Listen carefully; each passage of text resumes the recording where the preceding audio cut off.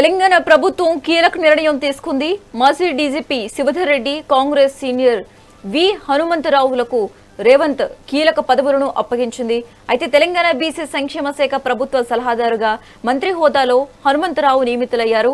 Telangana state security advisor గా మాజీ DGP Shivadhar రెడ్డిని నియమించింది. ఈ మేరకు తాజాగా జీవోను విడుదల చేస్తుంది. ఈ నేపథ్యంలో శివధర్ రెడ్డి 3 సంవత్సరాల పాటు రాష్ట్ర భద్రతా సలహాదారుగా సేవలు అందించనున్నారు.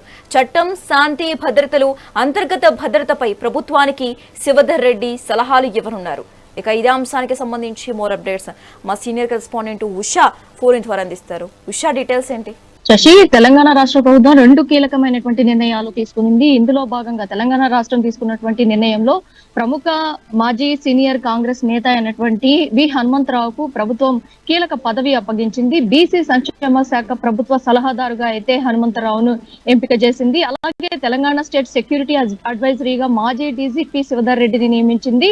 శివరెడ్డి పదవి కాలం నేటితో ముగియడంతో శివధర్ రెడ్డికి స్టేట్ సెక్యూరిటీ అడ్వైజరీగా కొనసాగిస్తూ జీవోను కూడా జారీ చేసింది. మొత్తం 3 సంవత్సరాల పాటు శివధర్ రెడ్డి భద్రతా సలహాదారుగా, అలాగే లా అండ్ ఆర్డర్ కి సంబంధించి చట్టము, అంతర్గత భద్రత, ఈ మూడిటి మీద కూడా ఫోకస్ చేసేలాగా ప్రత్యేకమైనటువంటి బాధ్యతలను అయితే కేటాయించినట్టుగా అయితే తెలుస్తుంది. ఇక్కడ చూసుకున్నట్టయితే చీఫ్ సెక్రటరీ హోదాలో శివధర్ రెడ్డికి 2,25,000 శాలరీ కూడా ఇక్కడ రిక్రూట్ చేసినటువంటి విధానాన్ని కూడా మనం చూసుకోవచ్చు. మొత్తం శివధర్ రెడ్డి బాధ్యతలు, శివధర్ రెడ్డి ఎక్స్పీరియన్స్, వీటన్నిటినీ కూడా రాష్ట్ర సేవలకు, రాష్ట్ర అంతర్గత భద్రతకి సంబంధించి, లా అండ్ ఆర్డర్ కి సంబంధించి ఇతర అంశాలు ఏవైతే ఉన్నాయో వీటన్నిటినీ కూడా అతని సేవలు ఏవైతే ఉన్నాయో, ఇన్నాళ్ళు సుదీర్ఘ ప్రయాణంలో తన సేవలు ఏవైతే ఉన్నాయో, గత ప్రభుత్వంలో ఓఎస్డీని ఎలా రిక్రూట్ చేసుకున్నారో రిటైర్డ్ అయిపోయినటువంటి వ్యక్తుల్ని సేమ్ ఆ తరహాలోనే రేవంత్ సర్కార్ మరోసారి డీసీపీ స్థాయి వ్యక్తిని రిటైర్మెంట్ తర్వాత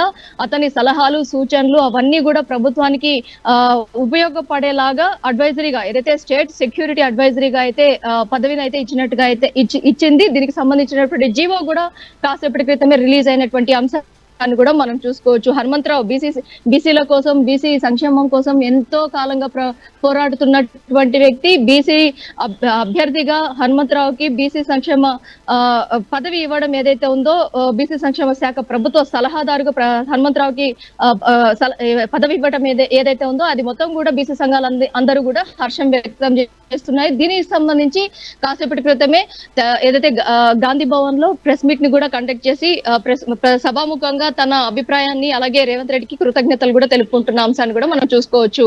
శశి.